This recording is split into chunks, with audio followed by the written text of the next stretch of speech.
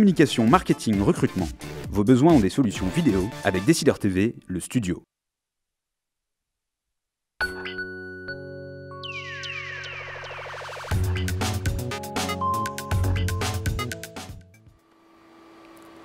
Bienvenue dans les Décideurs de l'Emploi, tous les mardis de 12h30 à 13h en direct sur Décideur TV et sur le site MyTF1 News.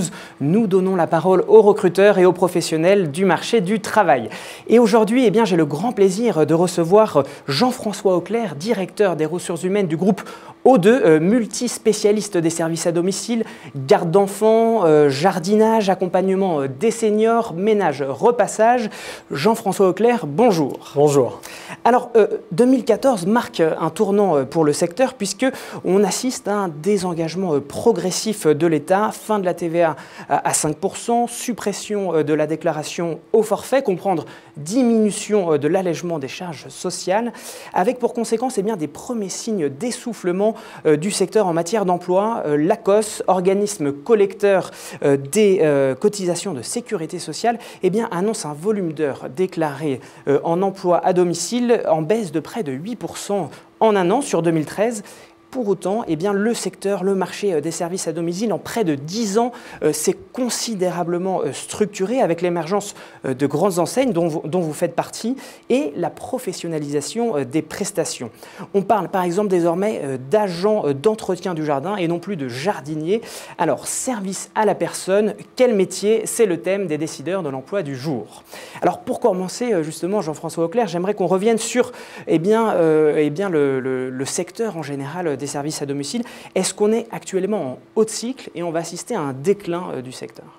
Alors en fait, il faut distinguer plusieurs choses. Effectivement, les chiffres que vous citez sont ceux notamment qui touchent le particulier employeur et notamment la disparition du forfait.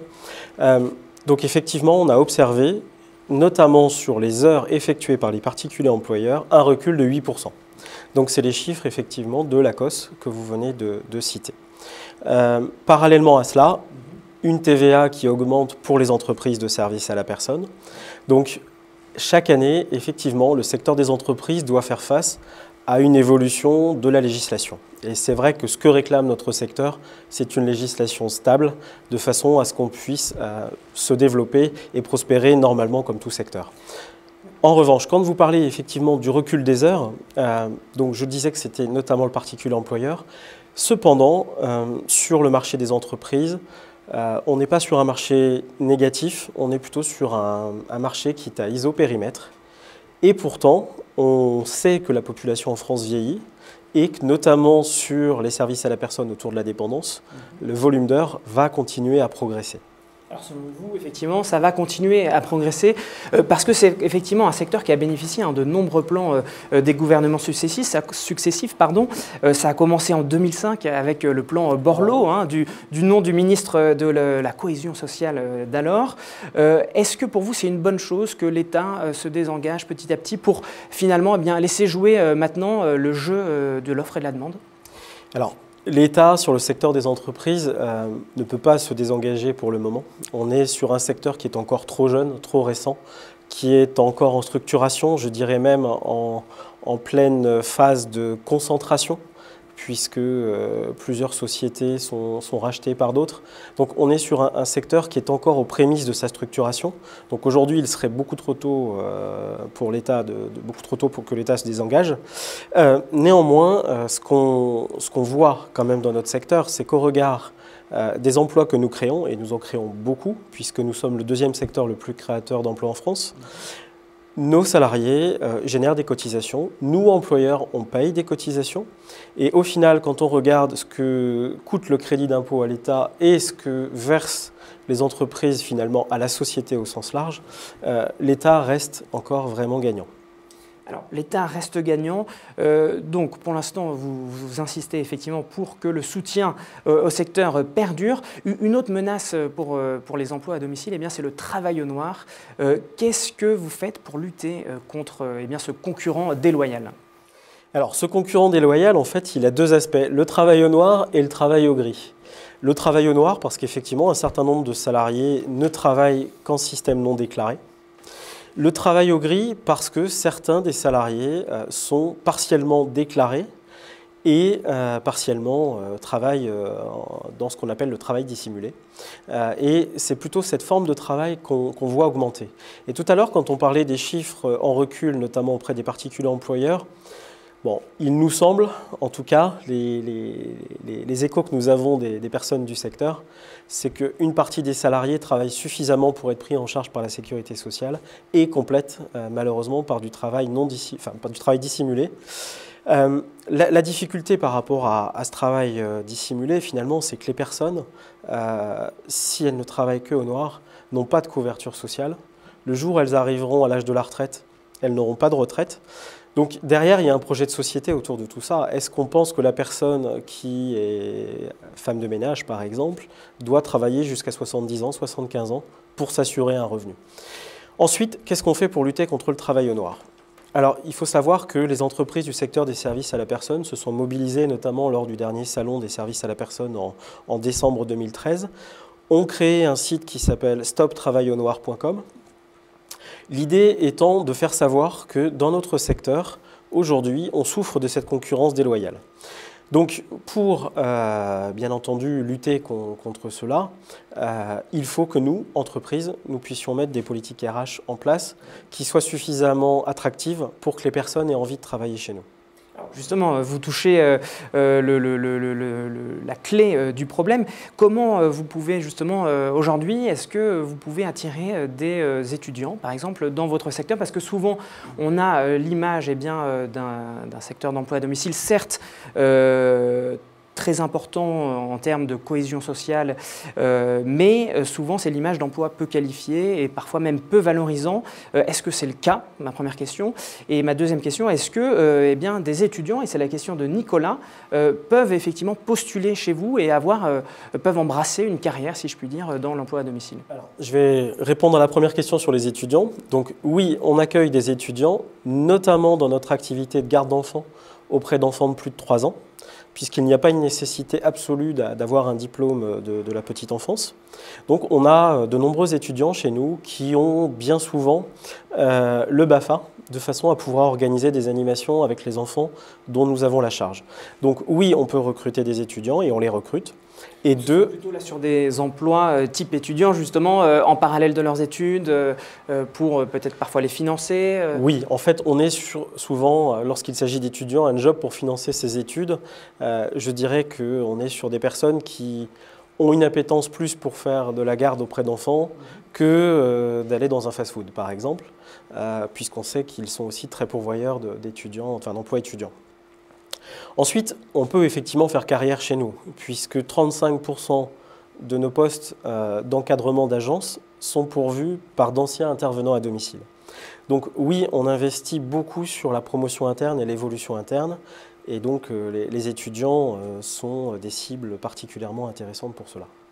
C'est peut-être aussi, même pour un étudiant, un moyen de aussi construire son CV. C'est toujours valorisant finalement de dire qu'on a accompagné des personnes, qu'on a peut-être développé des qualités humaines qui vont être importantes sur un autre poste, peut-être justement même de cadre. C'est important de témoigner de qualités humaines importantes. C'est peut-être Alors, les qualités humaines dans notre secteur sont vraiment primordiales, puisque bon, notre secteur se prénomme les services à la personne, mais dans chacune de nos activités, on accompagne soit des enfants, soit des personnes en situation de dépendance, soit nous nous occupons du domicile de certaines personnes.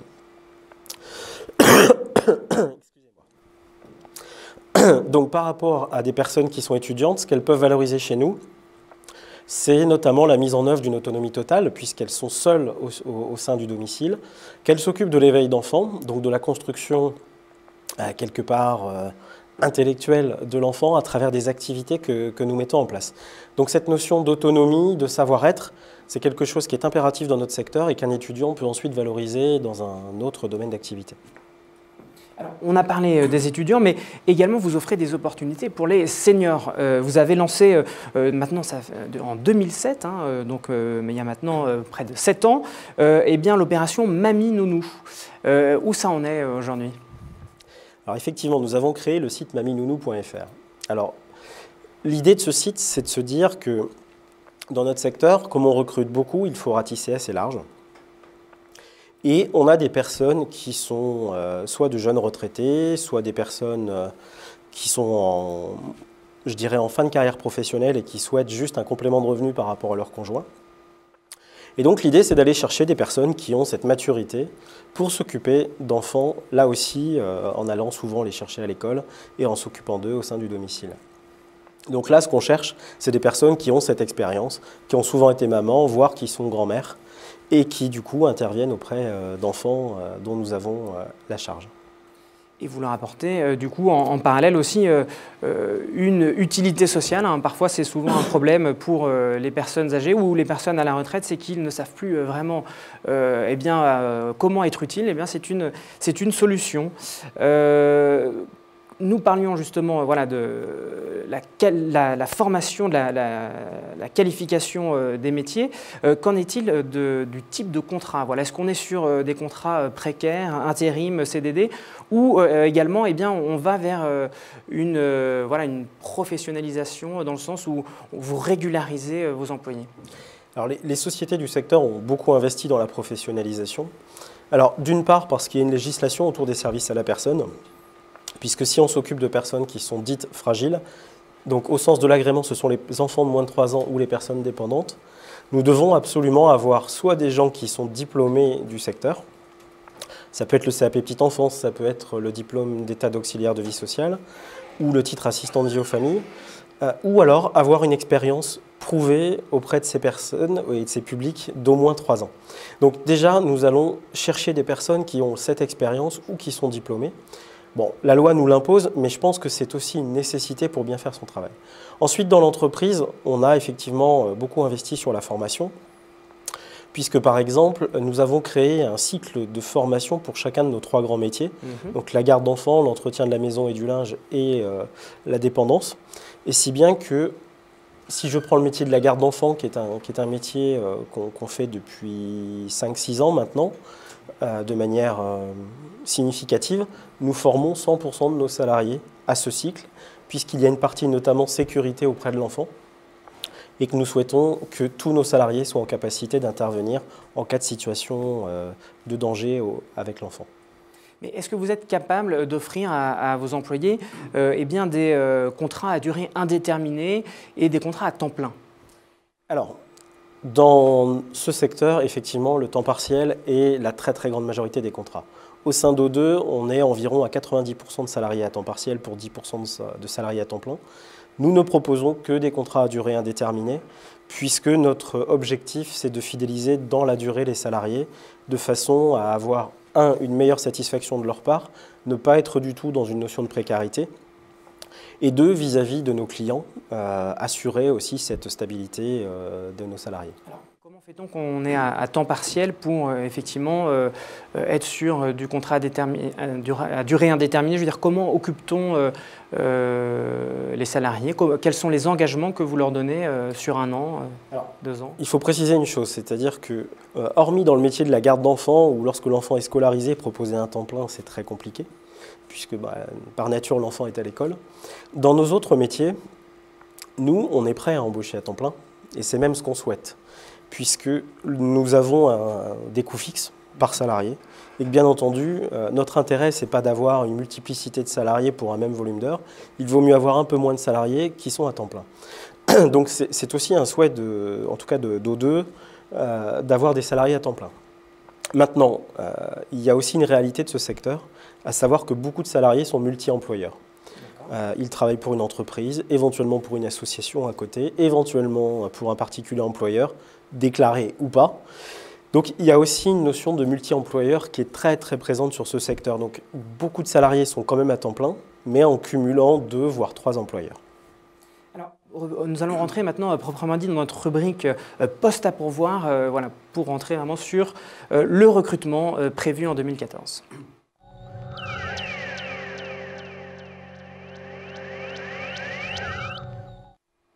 Alors, Jean-François Auclair, vous avez recruté 5000 personnes en 2013. Qu'en est-il en 2014 ? Nous allons nous situer dans les mêmes eaux. Nous allons recruter encore environ 5000 personnes sur l'exercice 2014. Quand vous dites 5 000, c'est de la croissance nette d'emploi ou c'est des remplacements? C'est une croissance brute. Si on parle en croissance nette, on se situe à 1500 créations nettes d'emplois dans l'année. Ce qui nous place néanmoins dans les 10 premiers recruteurs français. Tout à fait. Le magazine Challenge, qui publie chaque année un classement des 100 plus gros recruteurs, vous a placé 9e encore cette année. Alors, quels sont justement les postes que vous proposez? Voilà, on a parlé de différentes possibilités pour les étudiants, les personnes âgées, mais proprement dit, voilà, quelles sont les familles de métiers proposées par O2? Alors, dans la population de nos intervenants à domicile, nous avons 4 grandes populations. Ce qu'on appelle les assistants ménagers chez nous, donc qui s'occupent de l'entretien de la maison et du linge, les gardes d'enfants à domicile, les assistantes de vie qui s'occupent de personnes dépendantes, et enfin nous avons également des jardiniers, puisque nous avons une activité jardinage depuis 3 ans à présent. Et alors, quels sont les profils que vous recherchez? Est-ce qu'il faut des diplômes? Vous en avez parlé, effectivement, obligation de diplôme. Mais alors, quels sont-ils plus précisément, ces diplômes? Alors, dans la garde d'enfants, on va souvent rechercher le CAP petite enfance pour les personnes qui sont destinées à s'occuper d'enfants de moins de 3 ans, ou le BEP carrière sanitaire et sociale, enfin ce type de diplôme. Lorsque les personnes sont destinées à s'occuper d'enfants de plus de 3 ans, le BAFA est le bienvenu. Mais l'expérience va primer pour ce type de public. Lorsqu'on parle du public fragile dit dépendant, donc là nous recrutons des assistants de vie. Et les assistants de vie sont nécessairement diplômés pratiquement, puisque bien entendu dans l'agrément on peut avoir des personnes qui ont plus de 3 ans d'expérience. Néanmoins, on va souvent rechercher le diplôme d'état d'auxiliaire de vie sociale ou le titre assistant de vie aux familles. Donc on recrute essentiellement des personnes qui sont déjà diplômées ou alors qui sont expérimentées, par exemple en maison de retraite. Alors, je crois que 97% des employés du secteur de l'emploi à domicile sont des femmes. Est-ce que c'est bien cela? Chez nous, c'est même 98%. Alors comment vous l'expliquez cela? En fait, je pense qu'on est encore sur les anciens stéréotypes de la société française, à savoir la femme s'occupe des tâches ménagères et des enfants. Et aujourd'hui, c'est encore très marqué. C'est-à-dire qu'on reçoit même très peu de CV d'hommes. Alors, on a essayé de lutter contre cela en créant un site qui s'appelle toujours hommesdeménage.fr pour essayer d'attirer des profils d'hommes, puisque lorsque nous en avons, nous sommes très contents de la qualité du travail. Mais aujourd'hui, on a un peu de mal dans ce secteur à attirer des hommes. Et là, je pense qu'il faudrait encore plus communiquer sur le fait que ce sont des emplois qui sont complètement ouverts à la population masculine. Écoutez, si des hommes nous écoutent et ont des compétences effectivement et une appétence pour les métiers de service, ils seront qui contacter. Je reviens un peu sur la question de Nicolas. Est-ce qu'il y a des postes possibles pour des diplômés de Bac+5 ? Voilà, on a parlé surtout là de postes sur le terrain. Est-ce qu'il y a des postes au siège? Est-ce qu'il y a des postes d'encadrement? Voilà. On a aujourd'hui pratiquement 550 postes d'encadrement au sens large entre le siège social et le personnel de nos agences. Comme nous avons 156 agences sur tout le territoire, nous avons en gros sur chaque agence un responsable d'agence, un chargé de clientèle et un assistant d'agence. Donc là, on est sur des populations diplômées de Bac+2 à Bac+5 en synthèse. Et au siège social, on a aujourd'hui 250 personnes. Et là, on est par nature sur un siège social très traditionnel, à savoir avec des fonctions marketing, communication, commercial, comptable, de contrôle de gestion, de RH. Bon, on retrouve un siège social de manière complètement traditionnelle et donc les personnes peuvent complètement postuler chez nous puisque nous avons régulièrement des postes à pourvoir et actuellement au siège social nous avons une dizaine de postes en cours de recrutement. Alors, quels sont dans ce cas précis les profils que vous recherchez? Au-delà de la formation, peut-être, est-ce que vous allez rechercher des valeurs spécifiques que vous voulez retrouver qui incarnent le secteur de votre entreprise? Alors, chez O2, nous avons fait un gros travail sur les valeurs et nous avons sorti 4 grandes valeurs. La première, c'est le respect des clients, des salariés, des autres. La deuxième, c'est l'attitude positive. La troisième, c'est la culture de l'excellence. Et la quatrième, c'est l'esprit d'équipe.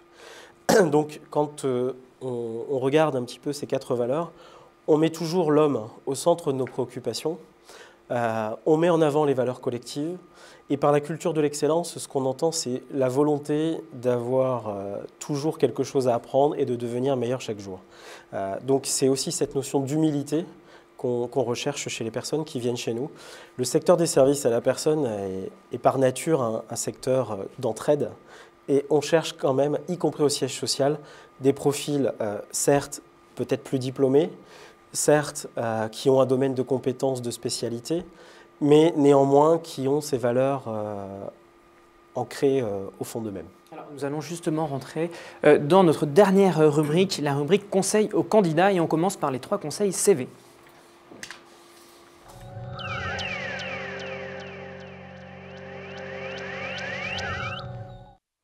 Alors, Jean-François Auclair, quels seraient vos 3 conseils CV que vous pourriez donner à un candidat qui veut rentrer chez O2?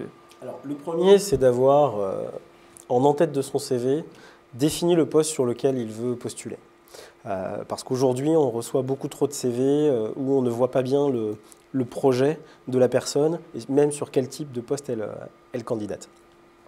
Donc le premier, c'est identification du poste sur lequel je candidate.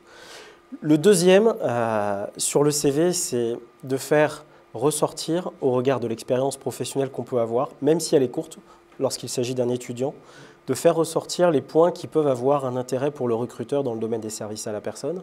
Ça peut être j'ai fait un projet en autonomie, j'ai réalisé un stage qui m'a permis d'acquérir du savoir-faire, j'étais en relation avec beaucoup de monde, donc en termes de savoir-être, j'ai pu mettre des choses en avant. Pour des personnes plus expérimentées dans le secteur, c'est bien évidemment de faire ressortir au regard de nos métiers ce qu'elles ont pu faire et mettre en place. Enfin, ce qui nous intéresse, et là c'est peut-être plus la lettre de candidature qui accompagne le CV, c'est voilà quel est mon projet professionnel chez vous. Parce que certes, je candidate sur un poste, mais il peut y avoir un projet professionnel. Vous demandez également pour quelqu'un qui un agent d'entretien, de ménage, jardinier, ou ça c'est plus spécifiquement pour le siège? Là, je parle d'une lettre qui accompagnerait un CV.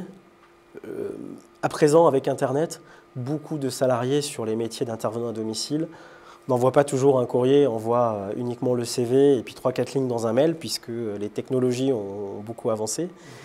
Donc là, je parle bien des intervenants à domicile, mais ce qui nous intéresse, c'est quand même cette volonté de s'inscrire dans la durée. C'est pour ça que je parle de projet professionnel, parce qu'on ne recherche pas forcément des gens qui viennent chez nous 3 mois, puisqu'on génère derrière de l'insatisfaction, on engage des frais de formation, et bien entendu, on souhaite pouvoir rentabiliser tout cela. J'imagine en effet que malgré tout, le turnover, c'est un enjeu important pour vous, parce que sur ces métiers-là où justement on va accompagner des personnes réelles, où il y a un vrai lien relationnel qui se fait, c'est difficile parfois quand effectivement on change, j'imagine par exemple sur l'accompagnement des personnes âgées, on sait que les personnes âgées n'aiment pas trop le changement et s'attachent aux personnes. Souvent c'est compliqué ça lorsque... C'est vrai dans tous nos métiers, c'est-à-dire que nos clients apprécient que ce soit toujours la même personne qui vienne chez eux. On a beau vendre une prestation, nos clients apprécient la personne qui vient chez eux, il y a un lien qui se crée au fil du temps. Et vous avez raison, après, lorsqu'on rencontre la personne à chaque prestation, et c'est vrai dans la garde d'enfants ou auprès des publics dépendants, le lien se crée. Et à partir de là, lorsque la personne, le salarié nous quitte, il est parfois compliqué de redémarrer avec un nouveau salarié parce que le client avait pris ses habitudes. Et donc il y a toujours un petit moment de flottement au début parce qu'on était attaché à la personne. Maintenant, après 1-2 prestations, à partir du moment où la qualité de travail est toujours là, le lien se recrée et c'est juste, je dirais,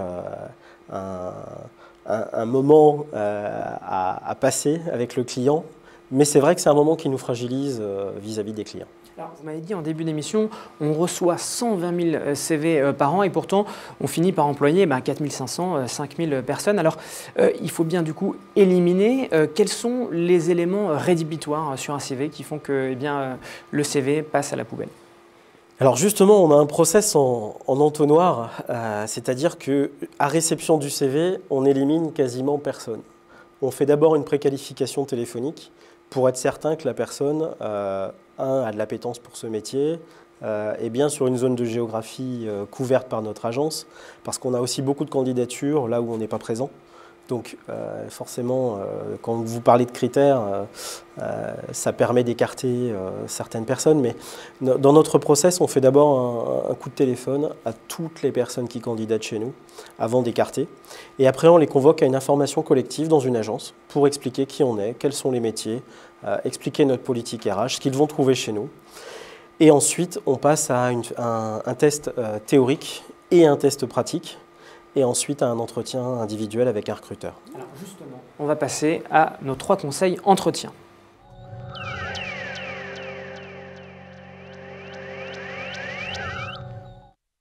Alors, vous parliez de l'importance du relationnel.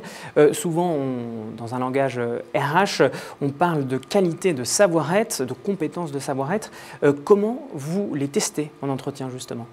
Alors, le savoir-être est quelque chose qui est essentiel dans notre secteur puisque la personne va seule au domicile de nos clients. Donc, la façon de le tester, c'est bien entendu dès le premier échange, dès le premier contact, voir déjà si la personne est polie, voir comment elle se présente.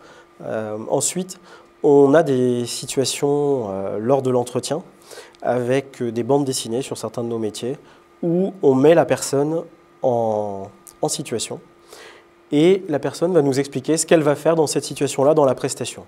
Et quand vous dites en bande dessinée, c'est-à-dire que vous avez mis en scène... On a mis en scène des planches. Des petites histoires, des planches. Des planches avec chaque pièce du domicile, par exemple. Et au sein de ces planches, la personne doit dire, voilà, moi, ce que je vais faire dans cette pièce, dans quel ordre je vais le faire. Et après, on a aussi mis des planches avec une pièce en désordre. Et là, la personne doit repositionner, les meubles correctement, et 2, dire ce qu'elle va faire dans l'organisation de sa prestation, et ce, dans l'ordre. Donc, à travers ces échanges, on voit tout de suite si la personne est quelqu'un d'organisé, s'il y a du bon sens par rapport à la prestation.